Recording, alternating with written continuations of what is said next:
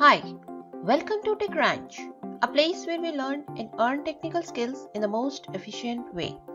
Let's make coding fun. JSP, Java Server Pages. Chapter 7, JSP Interview Tips and Preparation. So in this session, we are going to share some sample technical JSP interview questions and some information about JSP certification from Oracle University and a practice project for your homework. So let's take a look at few sample technical interview questions. So for the beginners, intermediate and the expert level, it is depend on the type of the experience you have. So let's start from the beginners. They will ask some general questions like what is JSP, difference between JSP and servlet, and why do we need it? So we know JSP stands for Java Server Pages, and it is a Java server-side technology to create dynamic web applications, and it is an extension of servlet technology to help developers create dynamic pages with HTML-like syntax. So we have learned JSP is equals to Java plus HTML. So with the help of this, we can create user views in servlet. And also, why do we need JSP?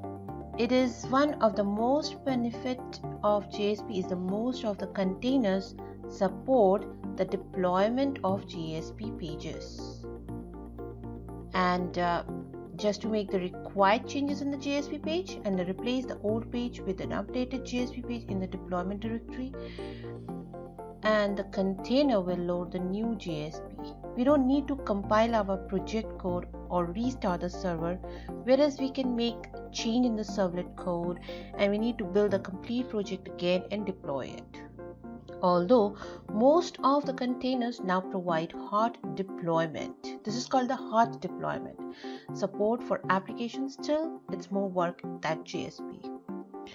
Now, what are the JSP lifecycle phases? We have learned that JSP internally converted into the servlet. So there are three more extended steps than the servlet. So when we take a look at the JSP page code, it first translate, then compile, class loading, instantiation, initialization, request processing, and destroy. So these are the 7 steps of JSP lifecycle phases. And when we talk about the lifecycle methods, there is called JSP init, JSP service, and JSP destroy. The phases is like how the JSP container process the request and convert it into the servlet. And when we talk about the methods, there are 3 methods just like the servlet, which is a part of these phases and which is internally called by the JSP container. Now, next question is which JSP lifecycle methods can be overridden. So JSP init and the JSP destroy are the methods which can be overridden. So these are the most common basic questions like what is scriptlet, an expression, and declaration in JSP. So we have learned in detail about these things. When you work on it, you will learn that scriptlets, expressions, and declaration are the scripting language and the elements in JSP which can be add Java code in the JSP. So we know the Java E plus HTML is equals to JSP. So how we can write and embed the Java code in the JSP with the help of these tags. So scriptlet tag starts with slash and percentage and ends with that respective tag. And that's how we learn, like expression starts with equal sign it has, and the declaration will have the exclamatory sign after that. So these are the difference. That's how we learn that how we can use these tags and embed the Java code in JSP with the help of these tags. What are JSP implicit objects? These are the objects that are created by the container while translating JSP page to servlet source to help developers. So instead of writing entire servlet code again on a different file, the JSP container will convert this page JSP code into the servlet. So this is what the implicit objects are used for. So we can use these objects directly in scriptlets that goes in service method.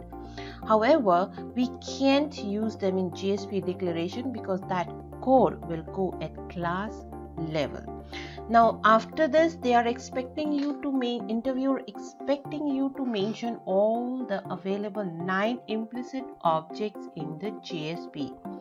You can just name it down like out, request, response, config, application, session, page context, page exception object, and JSP implicit object example. You don't have to mention it in detail until they will ask, but when they are asking what are the JSP implicit objects, you might have to mention, at least name all 9 implicit objects in JSP API. Now next question is, when all container initialize multiple JSP and servlet objects. Now these type of questions comes when you are mentioning that you have 1 or 2 years of experience. So this is kind of an intermediate type of questions. These are not the direct questions. So when you actually work in JSP, you can answer these questions like, if we have multiple servlet and servlet mapping elements and deployment descriptor for a single servlet or JSP page, then container will initialize an object for each of the elements, and all of these instances will have their own servlet config objects and init params. So this is how we initialize the multiple JSP servlet objects in container. Now, how do we configure init parameters for JSP? Now, for these types of questions, if you have experience and practice enough these codes, you will be able to answer these questions. Now, as it is saying, how do we configure? So we know that we can configure the complete application with the help of deployment descriptor. Now the init parameter we have learned we can configure init params for JSP similar to servlet in web.xml. So we need to configure JSP init parameters with servlet and servlet mapping element. The only thing difference from servlet is JSP file element, where we need to provide the JSP page location. The next question is, what is JSP standard tag library? Provide some example usage. So in these questions, the interviewer might ask you to write it down or show the complete code how we can make the JSP standard tag library. But in short, you can just mention, so JSP standard tag library or JSTL is more versatile than JSP EL or action elements, because we can loop through a collection or escape HTML tags to show them like text in response. So it's a part of Java API, Java Enterprise Edition API, and included in most servlet containers. So we know that JSTL is basically help you to create your own tags in the XML and create your own specific and customized tags for their specific functionality. Now next question, if you see now this is something like a intermediate type of questions. Now let's take a look for some more in detail, like some more experienced technical questions. How can we prevent implicit session creation in JSP? So these questions, like if you have experienced any specific, if you have worked in a specific requirement and based on that you have used these features of JSP, you can answer it. Like by default, JSP page creates a session, but sometimes we don't need session in JSP. So we can use JSP page directive session attribute to to indicate compiler to not create session by default. So its default value is true and session is created. To disable the session created, we can use it something like page session attribute equals false. Now next is, what is the difference between the JSP writer and servlet print writer? Now we have used it in our code many times, like we have to print anything, then what all things difference comes in this. So print writer is the actual object responsible for writing the content in response, whereas JSP writer uses the print writer object behind the scene and provide buffer support. So when the buffer is full or flushed, the JSP writer uses the print writer object to write the content into response. And next, how can we extend JSP technology? We can extend JSP technology with custom tags to avoid scripting elements and Java code in JSP pages. So this is the simple answer and precise in such direct and indirect questions. How to ignore the EL, the expression language expression evaluation in a JSP. Now this question is more specific to the expression language. So we know that there is expression tags where we have the page directive, and there we have an attribute is called is expression like EL ignored. You can mention in the status like true or false. So we can declare this and ignore the expression language, which is basically used to disable the expression language evaluation for many JSP pages. Now next question is, what is JSP config in deployment descriptor? So JSP config element is used to configure different parameters for JSP pages. So some of its usage are like configuring tag libraries for the web application, like we have it done it in a custom tag library description. We can control scripting language, scripting elements in JSP. We can control JSP expression language evaluation. We can define the page encoding, to define the buffer size in out object, to note the group of resources that match URL pattern or JSP documents and thus must be interpreted as XML documents. So these are the usage of JSP config in deployment descriptor. Now next is, what is JSP custom tag and its components? So we have seen it in a standard tag library descriptor. So what are the usage of the JSP custom tags and its components? So these direct questions you can simply answer it as per the as being asked by the interviewer. How to use JSP EL expression language tag to get HTTP method name. So there are so many ways, but you can mention it as per your experience how we can work it in this. We can use a page context JSP EL implicit object to get the request object reference and use dot operator to get the HTTP method name in JSP page. So this is how we can answer these questions.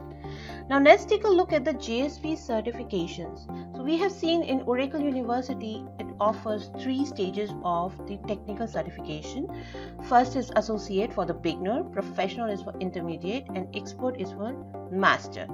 So these stages, once you started from the associate, they are all prerequisite defined. So first you have to have associate, then only you can get the next stage is called professional.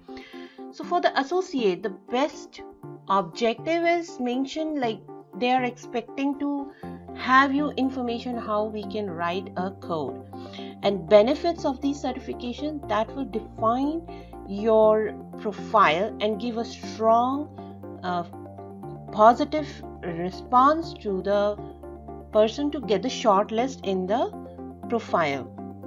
A preparation, which is already mentioned in everything in the Oracle University site. You can see. Rest I will show you the more information about this.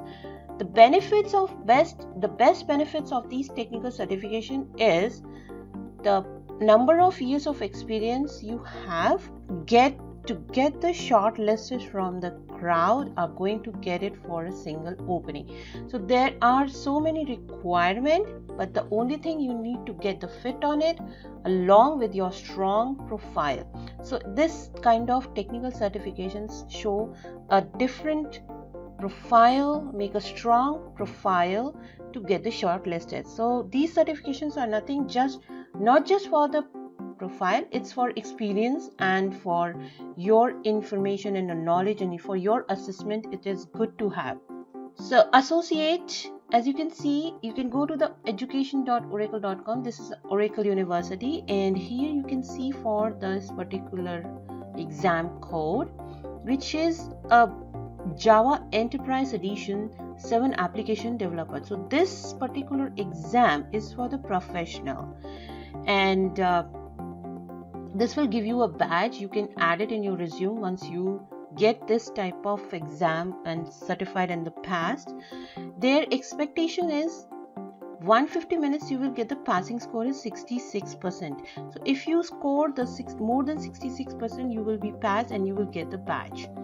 The exam is in the objective types and 150 minutes, and it's if you have worked and experienced and you have understand every concept, you can be able to answer these questions.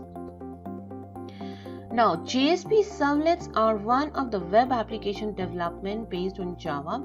So this is one topic you can find out in this type of exam. There are so many other topics you need to learn, but this is one of the most important topic or objective of this exam, Oracle Certified Professional Application Developer. And these are the badges you will get. As you can see, the red one is for the professional. So this is what you can add it in your resume, which will be more highlighted one, your profile, and get it shortlisted easily.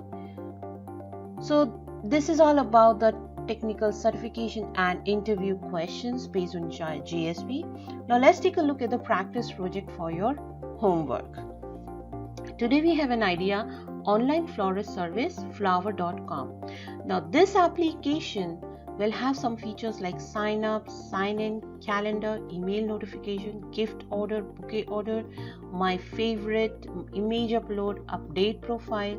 So all these features, if you work on it, you can practice entire JSP servlet code, and it will be easy for you to understand the concept and make a flow out of it.